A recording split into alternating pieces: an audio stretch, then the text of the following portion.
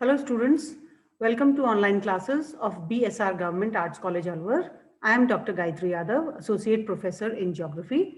And students, we are doing the second paper of BA Part 2, that is Human Geography. तो students, हम second paper कर रहे हैं BA Part 2 का मानव भूगोल और उसमें हम टॉपिक जो कंटिन्यू कर रहे हैं वह है अर्बन सेटलमेंट्स या नगरीय बस्तियां।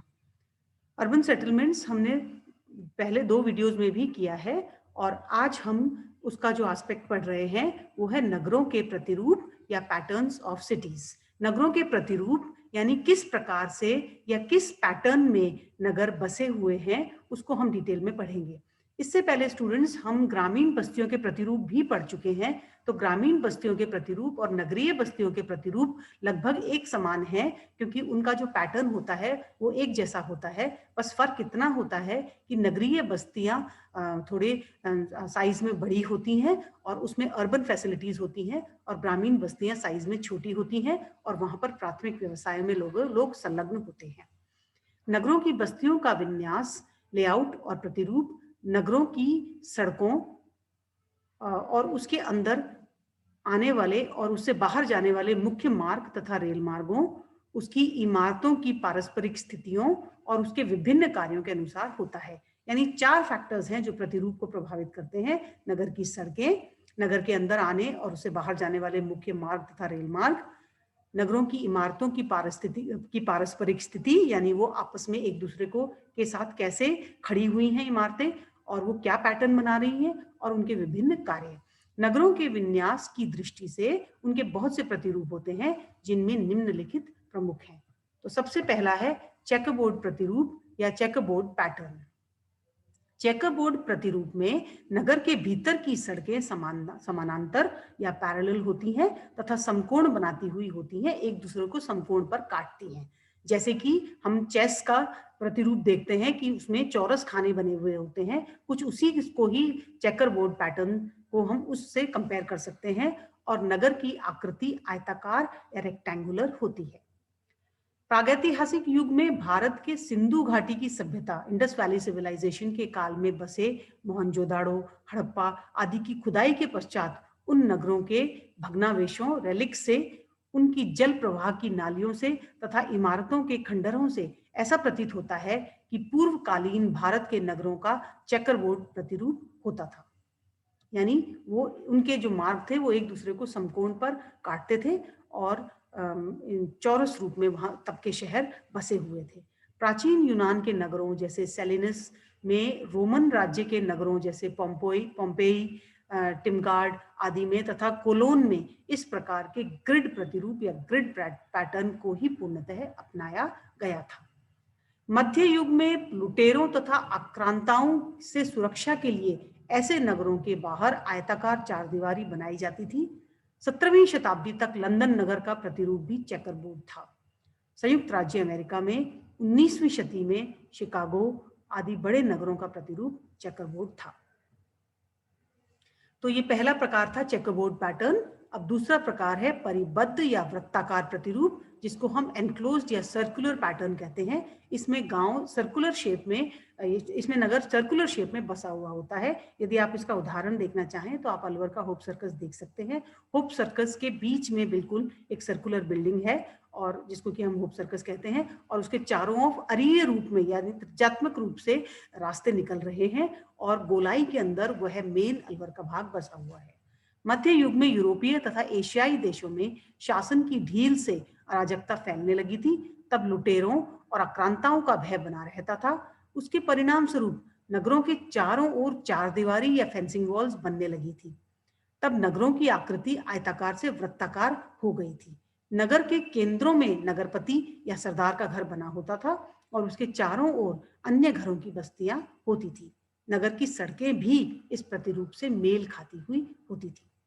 वर्तमान कालीन भारत में पुराने किले के शहर या फोर्ट सिटीज के पुराने बसे हुए भाग इसी प्रतिरूप के हैं। दिल्ली, अब इसका प्रतिरूप काफी बदल चुका है क्योंकि दिल्ली बहुत ज्यादा फैल गया है और बहुत ज्यादा डेवलप हो चुका है। आगरा, चुनार, जौनपुर, जयपुर, बीजापुर और औरंगाबाद आदि नगर इसी परिबद्ध प्रतिरूप के अवशेष हैं। एशिया महाद्वीप के अन्य देशों में पेकिंग, पीकिंग, नानकिंग, समरकंद, बुखारा, तेहरान, बगदाद और लाहौर ऐसे प्रतिरूप के उदाहरण हैं। अरिये या त्रिज्या प्रतिरूप, रेडियल पैटर्न। जो नगर सड़कों या रेल मार्गों के क्रॉस पर बसे हैं वे बाद में बढ़ते बढ़ते नगर से बाहर जाने वाले मार्गों के सहारे आगे फैलते चले जाते हैं। वे अरिये या त्रिज्या, रेडियल रूप के होते हैं। Moscow, Berlin, Paris, Pittsburgh, Regina, Delhi, Bhopal, Indore, Udaipur इत्यादि इसी प्रतिरूप के हैं।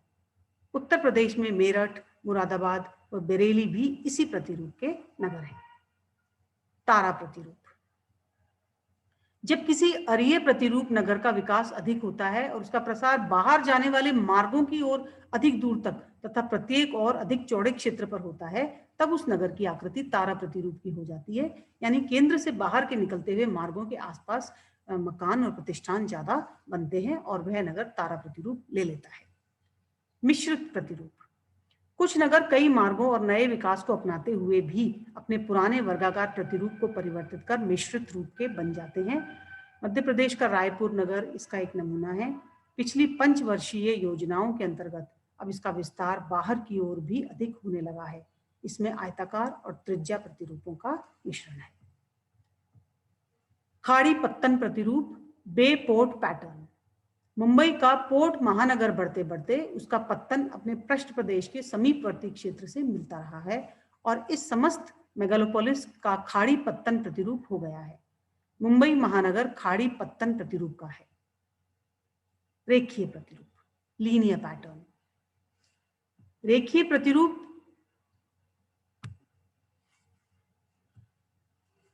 के नगर वे हैं जो या तो किसी नहर के किनारे बसे हुए गांवों के विकसित रूप हैं या वे किसी सड़क के किनारे किनारे बसे हुए घरों के समूह हैं। यानी लीनियर यानी एक लाइन के अंदर रेलवे लाइंस या मुख्य रोडों के किनारे किनारे तक घर दूर तक बसते चले जाते हैं, तो वह गांव एक लीनियर पैटर्न के रूप में बस जाता है। उनके बीच में होकर कोई सड़क जाती है जिसके दोनों किनारों की ओर मकान फैलते चले गए और यातायात की सुविधा को छोड़कर सड़क से दूर जाकर वे लोग बसना नहीं चाहते, इसलिए लीनियर पैटर्न में वह शहर बस जाता है। उत्तर प्रदेश में मोदी नगर तथा विकसित होता हुआ नगर सिंभावली भी इसी प्रकार के नगर हैं। तटीय पंखा प्रतिरूप, कोस्टल फैन पैटर्न। जैसे कोस्टल एरियाज में जब नदी जल में मिलती है तो एक फैन के रूप में, डेल्टाइक रूप में फैल जाती है, उसी प्रकार से ये नगर हैं। समुद्र तट के किनारे बसे नगरों का जब अधिक विकास होता है तब उनका प्रसार पृष्ठ प्रदेश हिंटरलैंड की ओर होने के साथ साथ तट के सहारे भी होता है। तट की दिशा भूरचना की दृष्टि से अधिक अनुकूल होती है, उस पर और इमारतें बनती चली जाती हैं। एक और अधिक लंबी दूरी तक इमारतों का प्रसार पंखे का दस्ता प्रतीत होता है और पृष्ठ प्रदेश में फैली बस्ती पंखे के समान होती है। भारत में चेन्नई नगर इसका उदाहरण है।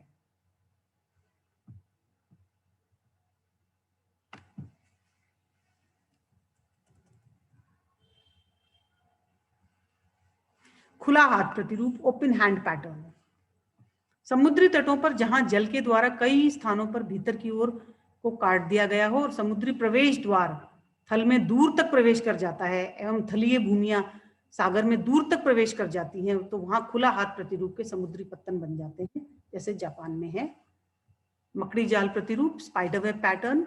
जिन नगरों में केंद्र में सर्व प्रमुख कार्य की महत्व की इमारतें, राजभवन, चर्च, मंदिर आदि में से कोई हो और बाहर की ओर सड़कें अरिये भी हों तथा वृत्ताकार भी हों, वहां मकड़ी जाल प्रतिरूप का नगर विन्यास होता है। पेरिस, बर्लिन, वार्सो, रोम, वोल्गोग्राद, किएव, शिकागो और सेंट लुइस महानगर इस प्रतिरूप के उदाहरण हैं। उत्तर भारत के मैदान पर बसे अधिकांश नगर इसी प्रतिरूप में बसे हैं, जिनमें मेरठ, मुरादाबाद, बरेली, लखनऊ आदि प्रमुख हैं। तो स्टूडेंट्स, आप यदि चाहते हैं कि आप ये जो पैटर्न्स वाले नगर अच्छी तरह से पढ़ें, तो आप इन पैटर्न्स के नगरों को एक वर्ल्ड मैप के ऊपर मार्क कर लें और इनको बुक में इनको देख लें, जिससे कि आपके ये टॉपिक अच्छे से तैयार हो जाए। तो स्टूडेंट्स, आज के लिए पैटर्न्स ऑफ सिटीज या नगरों के प्रतिरूप में बस इतना ही। अगले टॉपिक के साथ अगले लेक्चर में मिलेंगे। So that's all for today. Thank you and have a nice day.